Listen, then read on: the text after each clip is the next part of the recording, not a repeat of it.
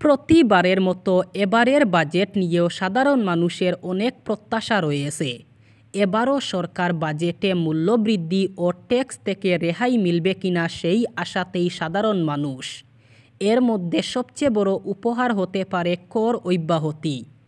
আজ বাজেট ঘোষণায় সাধারণত বড় 7টি ঘোষণা করতে পারেন অর্থমন্ত্রী নির্মলা সীতারমণ। প্রথমত, কর থেকে মুক্তির উপহার। এর অধীনে সরকার নতুন কর ব্যবস্থায় 10 লক্ষ টাকা পর্যন্ত বার্ষিক আয়কে করমুক্ত করতে পারে।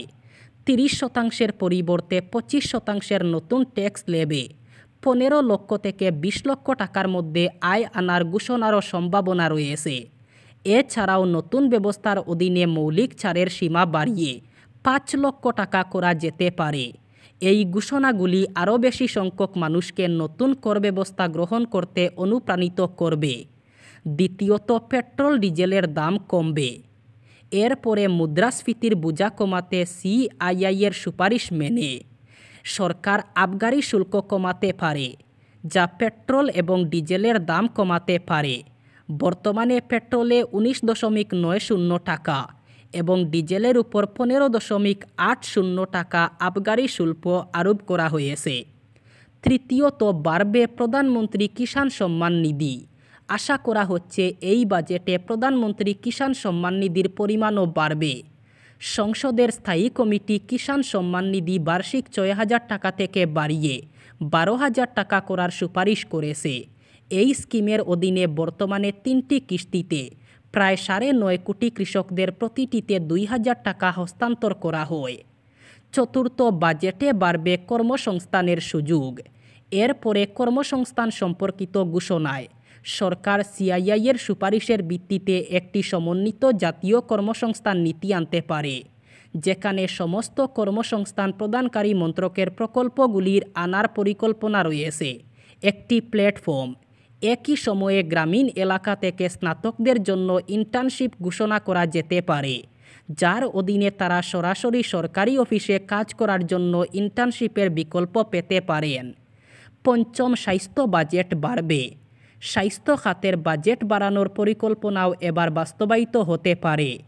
এর আওতায় গত বছরের স্বাস্থ্য বাজেটের প্রায় 91,000 কোটি টাকার তুলনায় এবার 10% বেশি অর্থ বরাদ্দ করা যেতে পারে। ষষ্ঠ, সস্তায় বাড়ি কেনা যাবে। সস্তায় বাড়ি কেনার মূল্যসীমা বাড়ানোরও ঘোষণা করা হতে পারে। এর অধীনে মেট্রো শহরগুলির জন্য সাশ্রয়ী মূল্যের আবাসনের সীমা 85 লক্ষ থেকে 70 লক্ষ টাকা এবং অন্যান্য শহরের জন্য এই সীমা 50 লক্ষ টাকা করা যেতে পারে। একই সময়ে হোম লোনের সুদের উপর কর ছাড়ও 2 লক্ষ টাকা থেকে বাড়িয়ে 5 লক্ষ টাকা করা যেতে পারে। এবং সপ্তম, কম দামে মোবাইল ফোন কিনা যাবে।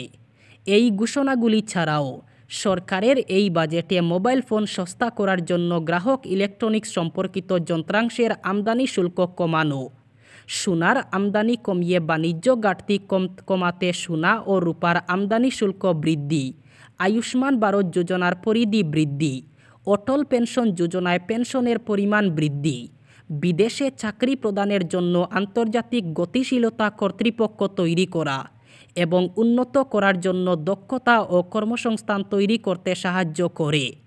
এছাড়া দেশে উন্নত শিক্ষার জন্য বড় ঘোষণাও হতে পারে বলে আশা করা হচ্ছে। মাধ্যমিক পরীক্ষার মুখে সোনাই ও সোনাবাড়িঘাট বাজার এলাকায় মেলার আসর জমে উঠেছে। এতে পরীক্ষার মুখে পরীক্ষার্থীদের পড়াশোনা লাঠে। অভিযোগ, পড়াশোনা ছেড়ে একাংশ পরীক্ষার্থী ভিড় করছে মেলার মাঠে। এ নিয়ে বিপাকে পড়েছেন অভিভাবকরা। পরীক্ষার প্রাক মুহূর্তে মেলার অনুমতি দেওয়ায় জেলা প্রশাসনের ভূমিকায় ক্ষোভে ফুঁসছেন সচেতন নাগরিক ও অভিভাবক মহল।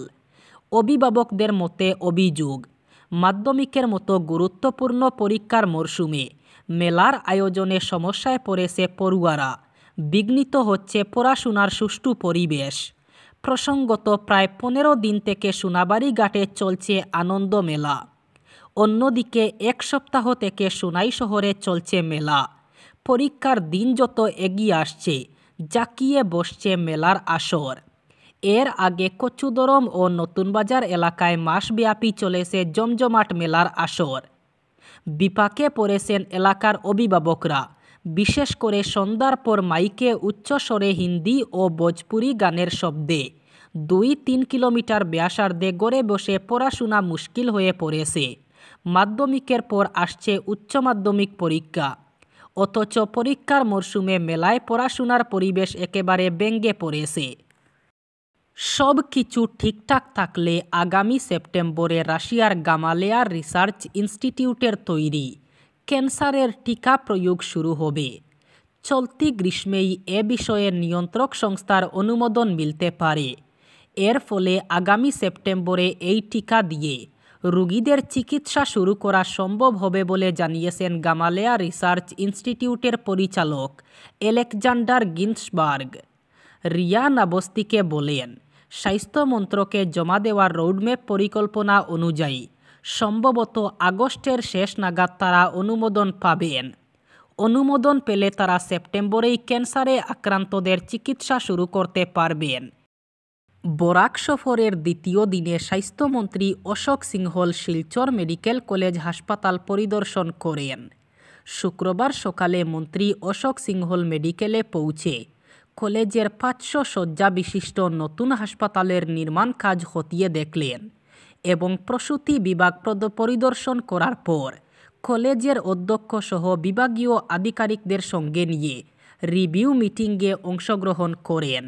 এদিন স্বাস্থ্য পরিষেবা ব্যবস্থা দেখতে ওয়ার্ডে গিয়ে রোগী দেখেন। পরিদর্শনকালে মন্ত্রীর সঙ্গে উপস্থিত ছিলেন শিলচর বিধায়ক দীপায়ন চক্রবর্তী এবং জেলায়ুক্ত মৃদুল যাদব সহ বিভাগীয় আধিকারিকরা। অসম নাগাল্যান্ডের মরিয়ানির সীমান্তে উত্তেজনা, গোলাগুলির ফলে সীমান্ত এলাকায় আতঙ্ক ছড়িয়ে পড়েছে।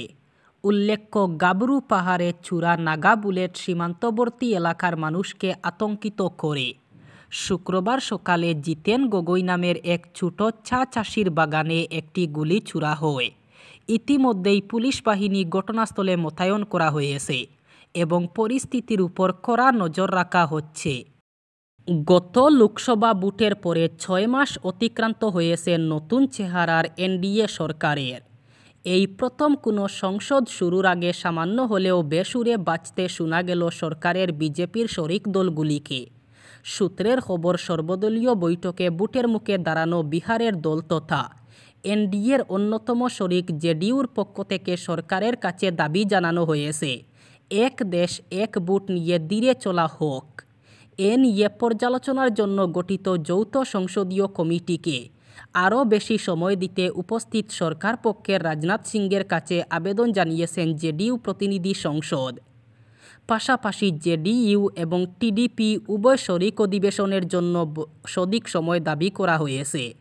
অর্থাৎ প্রধান দল বিজেপি যে তাদের সাংসদদের যথেষ্ট সময় দিচ্ছে না তা স্পষ্ট করে দিয়েছে শরিকরা। একই দাবি জানিয়েছেন আরও এক শরিক নেতা এলজেপির চিরাগ পাসওয়ান। পাশাপাশি কংগ্রেস, তৃণমূল সহ অন্য বিরোধী দলগুলিও মানুষের জীবনের সঙ্গে জড়িয়ে থাকা বিষয় এবং সংসদীয় গণতন্ত্রের অমর্যাদা নিয়ে সরব হয়েছে।